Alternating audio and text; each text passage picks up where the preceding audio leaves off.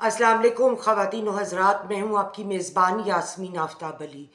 Channel Yasmin Aftab Ali और programme Yasmin Aftab Ali के साथ इस वक्त ISPR की एक धमाकादार प्रेस रिलीज़ आई है जिस पे गुफ्तगू करना बहुत ज़रूरी था। तो ये समझिए एक किस्म की इमरजेंसी ट्रांसमिशन है। मेरा आज प्रोग्राम करने का इरादा था नहीं। बाहर कैफ जो प्रेस रिलीज ISPR की आई है उसके मुताबिक 25 लोगों को, सिविलियंस को, मिलिट्री कोर्ट ने 9 मई के अटैक्स की वजह से उनको सेंटेंस कर दिया है।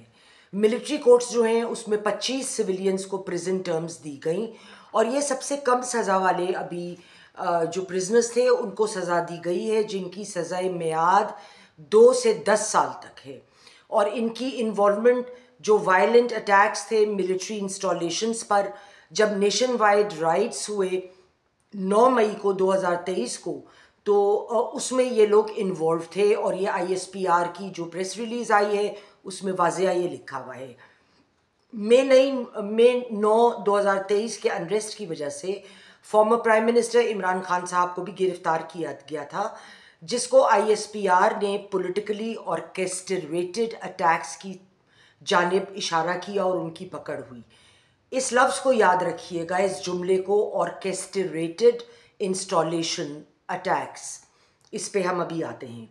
इसमें उन्होंने कहा कि जो शोहदा की मॉन्यूमेंट्स थी उनकी बेहुरमती, उनको तोड़ना भी शामिल था। कन्विक्शंस जो हैं वो जो मिलिट्री साइट्स पे अनाउंस हुई उसमें जो, और मुख्तलिफ एंटी टेररिस्ट कोर्ट्स में भी इनका चल रहा है मामला, उसमें जो है मुख्तलिफ जगहें, जैसे की जो जगहें हैं, मिसाल के तौर पे जिना हाउस, जनरल हेडकोार्टर्स और पाकिस्तान एयरफोर्स बेस मियांवाली शामिल है। मिलिट्री मीडिया विंग ने इसको एक ब्लैक डे करार दिया था और उनका कहना है कि जो उनके पास शवाहिद मौजूद हैं वो ना तरदीद हैं, वो बिल्कुल आयरन क्लैड हैं। इसके अलावा उन्होंने कुछ केसेस को फील्ड जनरल कोर्ट मार्शल को रेफ़र कर दिया है ताकि उसको एज़ पर लॉ ट्राई किया जाए।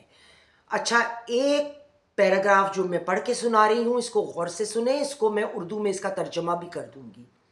In this first phase of sentencing the military courts have handed down punishments ranging from 2 to 10 years of rigorous imprisonment.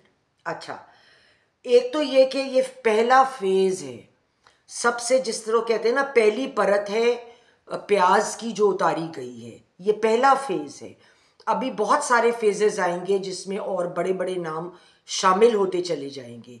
Number 2, ये वो लोग हैं जिनको सबसे कम सज़ा बनती थी, जिनकी 2 से 10 साल, डिपेंडिंग अपॉन कि उनके खिलाफ जो सबूत मौजूद थे उनको नज़र में रखते हुए। अच्छा, और इसमें जो इन्होंने कहा है इनको रिगरस इम्प्रिजनमेंट दी गई है। मैं आपको सिंपल और रिगरस इम्प्रिजनमेंट का फ़र्क बता दूं। सिंपल इम्प्रिजनमेंट होती है आपको जेल में डाल दिया और आपको इतने साल काटने। रिगरस इम्प्रिजनमेंट होती है चक्की पीसने वाली सज़ा, जहां आपको बहुत सख्त सज़ाएं मिलती हैं। मिसाल के तौर पे मेरे एक अजीज़ को जिनको रिगरस इम्प्रिजनमेंट मिली थी, उन्हें भीगी हुई टाकियाँ जो थी ना जिससे उनका वज़न भारी हो जाता है, वो बैलगाड़ी में भर दी जाती थी और बैल की जगह उनको जोता जाता था और कहते थे कि अब 20 चक्कर 50 चक्कर कोर्टयार्ड के लगाओ और रुकना नहीं है वरना हंटर पड़ते थे। तो इस तरह की सज़ाएं, रिगरस इम्प्रिजनमेंट जो होती है ना वो बहुत सख्त होती है। वो सिर्फ ये नहीं है कि आप जेल चले गए और आपको खाना मिल गया और मुलाकाती आ गए, भूल जाएं, ऐसा नहीं हो रहा है। अच्छा, जबकि ये जो वर्डिक्ट हैं ISPR का कहना है कि ये एक इम्पॉर्टेंट माइलस्टोन है इन डिस्पेंसेशन ऑफ जस्टिस। ये मैं उनके अल्फाज ISPR के सिर्फ पढ़ के सुना रही हूँ। और उन्होंने कहा कि जो एडिशनल सस्पेक्ट्स हैं उनको भी अभी ट्राई किया जा रहा है मुख्तलिफ एंटी टेररिस्ट कोर्ट्स में। लेकिन अब अगले जुमले आप गौर से सुनिए। Justice would truly be fully served once the mastermind and planners of 9th May tragedy are punished as per the constitution and laws of the land. यानी कि इंसाफ दरअसल तभी मुकम्मल होगा, तभी पाया तकमील तक पहुंचेगा जब जो मास्टरमाइंड थे, ये प्लान करने वाले, और जो इन्होंने प्लान किया ये सब कुछ 9 मई की ट्रेजेडी को, उसको कॉन्स्टिट्यूशन के तहत और क़ानून के तहत जो है, जो पाकिस्तान के क़वानीन हैं उनकी तहत उनकी सज़ा हो। अब हम वापस आते हैं, जो हमने एक जुमला पढ़ा था कि जो है वो पहले मैंने ज़िक्र किया था कि एक पॉलिटिकली ऑर्केस्ट्रेटेड अटैक्स के साथ मैं इसको थोड़ा सा डिफ़ाइन कर दूँ।